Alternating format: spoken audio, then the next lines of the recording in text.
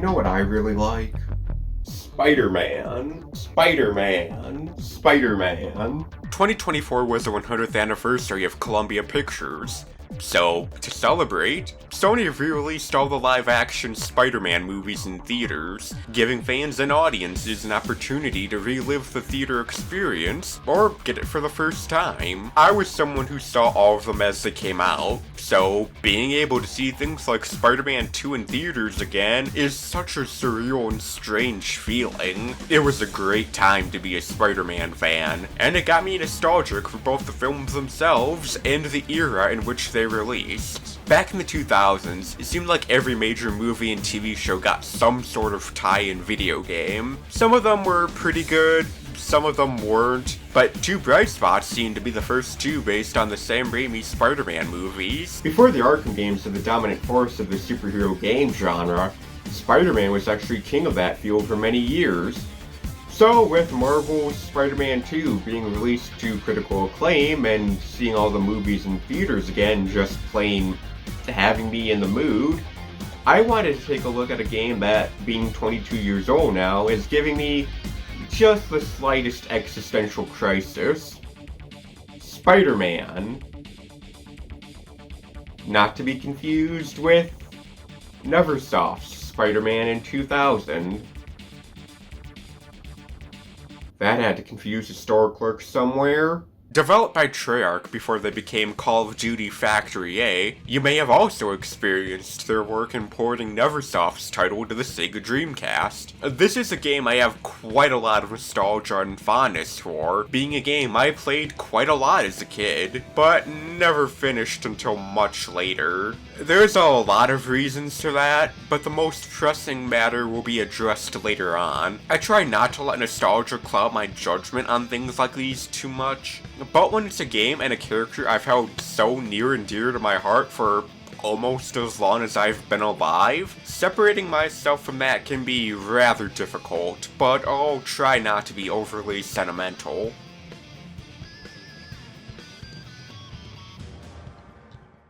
Spider-Man, in terms of story, both largely follows the plot of the movie and deviates quite a lot, feeling like a sort of serialized alternate universe version. Instead of being a lone gunman, for instance, Uncle Ben's killer is now part of a larger gang called the Skulls. Which, granted, doesn't ultimately add much beyond having more thugs to beat up, but it is a difference worth noting. As licensed games tend to do, it also ends a fair bit of its own flair, particularly in the form of villains like Scorpion, Shocker, and Vulture. Exclusive to the Xbox version is also Kraven the Hunter, and to this day I'm not entirely sure why not even the PC version of the game had these missions. They aren't super vital and don't bring up anything other missions don't already reveal, but platform exclusive content like this is something that will forever and always bother me. This does, however, give us a larger version of the universe that contains the enemies the movies never had time to do, and could never carry a full plot on their own. The distinctive voices of Tobey Maguire and Willem Dafoe reprise their roles, and their performances are pretty hit and miss.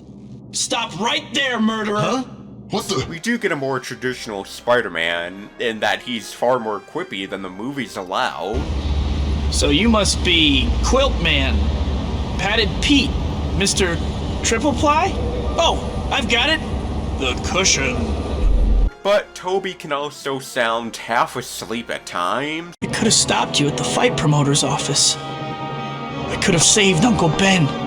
It's far from the worst voice acting I've ever heard in a game, and it never fully took me out of it, but don't expect anything Shakespearean as far as acting goes. They're not the only ones that play, though. There's also the gallery of rogues and a small batch of side characters, the latter of which feels rather understated. Special shout out to Dwight Schultz as Vulture, who you may also recognize as the deliciously disturbing Professor Pig from Batman Arkham Knight. Inside out. Pig. Make her better. Pig make all of us better. You're becoming a thorn in my side. Today, you die, Spider-Man! and Michael Beatty as Shocker, who you may also know as Blade Wolf from Metal Gear Rising. Greetings, Cyborg. I'm the Shocker. I tell you not to forget it, but you won't be around long enough to worry about that. I would be doing a tremendous disservice if I didn't mention Bruce Campbell's legendary narration as the tour guide, being an absolute highlight of the performances. Greetings. Welcome to the tutorial. Yeah, I know, you want to get on with things, beat up the bad guys, do the whole superhero thing, blah blah blah. Well, everyone's got to start somewhere. Trust me, when you're hip deep in trouble later on, you'll be glad you went through this. Alright, now let's get started. Now get the gum out of your ears and listen good. Well, good to see that you can follow basic instructions. May you keep degrading me for many, many years to come, Bruce. Interestingly, Toby came in rather late in development, with the original voice being done by future spectacular Spider-Man voice, Josh Keaton. Many of these lines would end up being reused for a second unlockable campaign, but not all of them. I know it's a 22-year-old licensed game, but I totally support release the Keaton cut. It's not a super in-depth story, and we don't spend nearly the amount of time learning about Peter as a character that we do in the movie, but it still manages to entertain even with all the liberties it takes to keep the runtime it does. I don't remember those super giant death robots being part of Oscorp, but what's a 2000 superhero game without giant robots? Spider-Man is rather interesting as far as presentation goes. It's about on par with standards of the time, but it can look rather uncanny at points. Never to a degree that it feels so distracting that it takes me out of it, but it is just enough that it sounds like Tobey Maguire, but on the admittedly not super common occasion we see him out of the mask, it doesn't quite look like Tobey Maguire. Despite being only 2 years apart, it manages to feel like a rather sizable upgrade over 2000's Spider-Man in a lot of ways. Textures are higher quality, polygon count is higher, they could actually put webs on Spider-Man's suit this time. It never feels unpleasant to look at all. It looks about on par with other 2002 releases, and well, that's the year I grew up with, so it feels extra special. That's not the only comparison to draw to Neversoft's Spider-Man, as this game feels like sort of the final evolution of that style. Unless you count the PSP version of Spider-Man 2, but that would be a discussion for another time. There's a lot of DNA shared between the two, so much so that a lot of the moves, combos, and design philosophies are shared between them. Spider-Man 2002 certainly gives you more to play with, but the skeletons are undeniably similar. Long before the days of open-world games being the standard, this game, like 2000, is level-to-level progression. It was just style at the time. It's certainly a game that keeps you on your toes between the aerial combat, the exploration, the bosses, even stealth in some areas. You won't get the sheer amount of freedom Spider-Man 2, and especially the recent Marvel Spider-Man games offer here, even though web swinging and limited webbing carries over from Neversoft's title. What are Spider-Man's webs latching onto?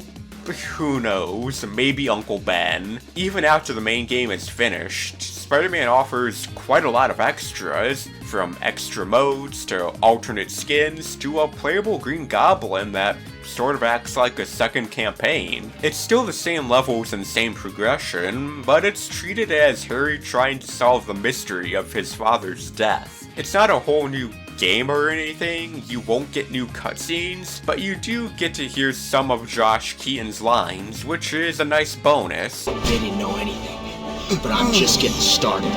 On top of that, being able to play around with the glider and weapons that gave you a lot of trouble can feel rather gratifying.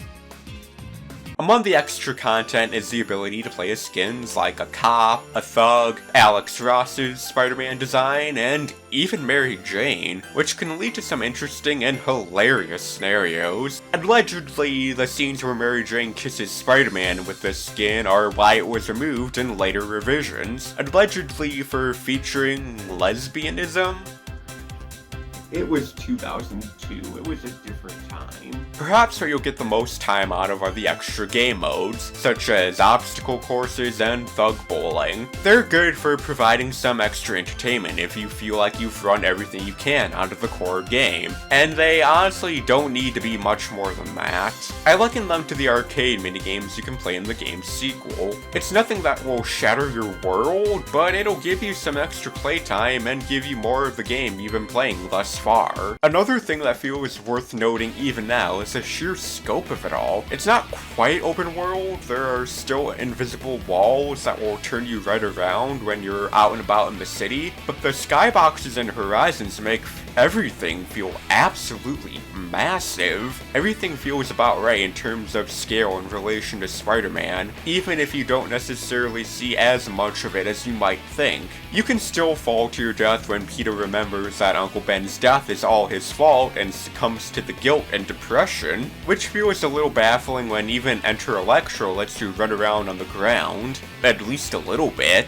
It was different in Spider-Man 2000 when you at least had the justification of the city being covered in fog, but here it's just kind of a weird limitation that doesn't have the same cover as before. The difficulty of a game is a bit hard to talk about because the nature of difficulty is ultimately subjective, but the difficulty of the game can feel extremely uneven. I'm not kidding.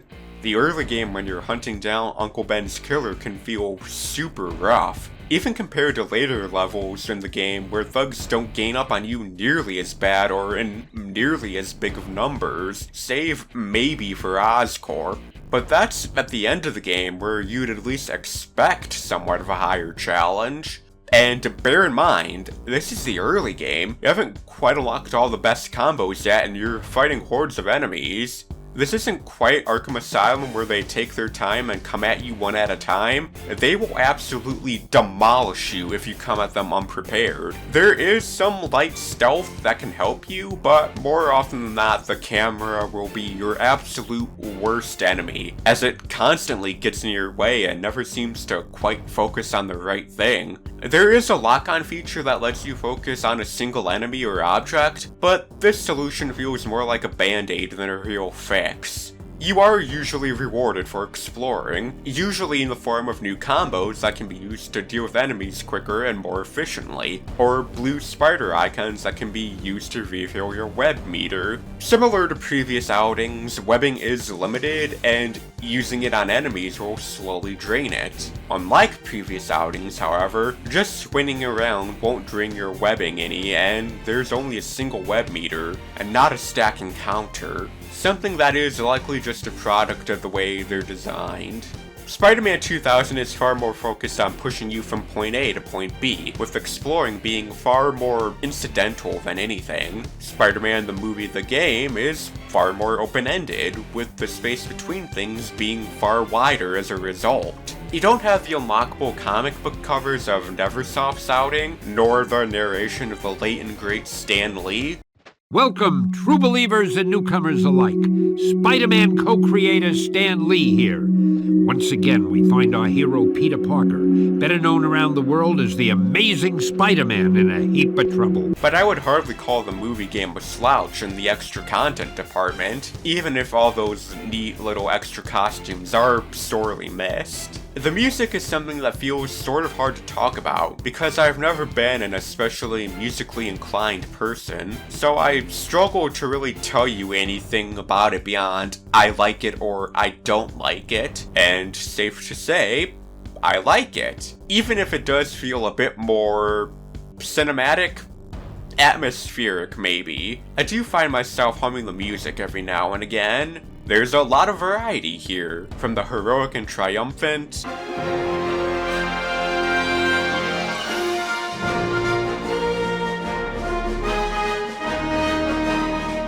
to the quiet and sneaky.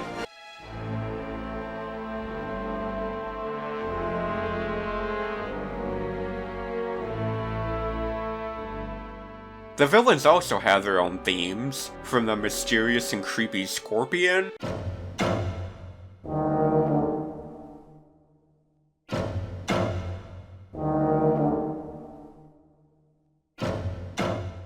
to the bombastic and imposing Green Goblin.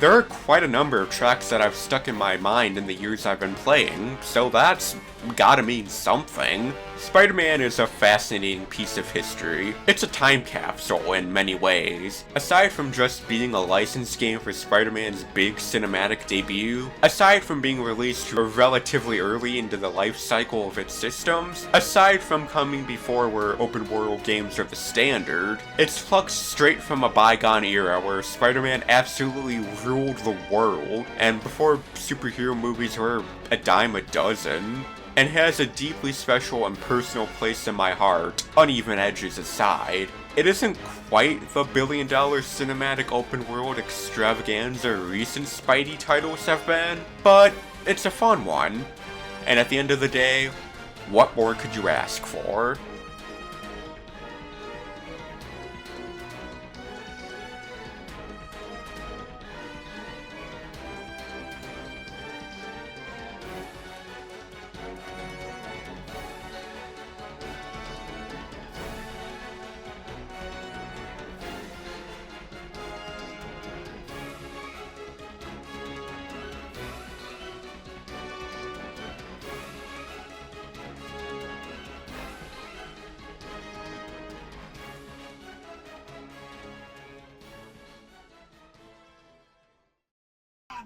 Are you alright? Yeah, thanks.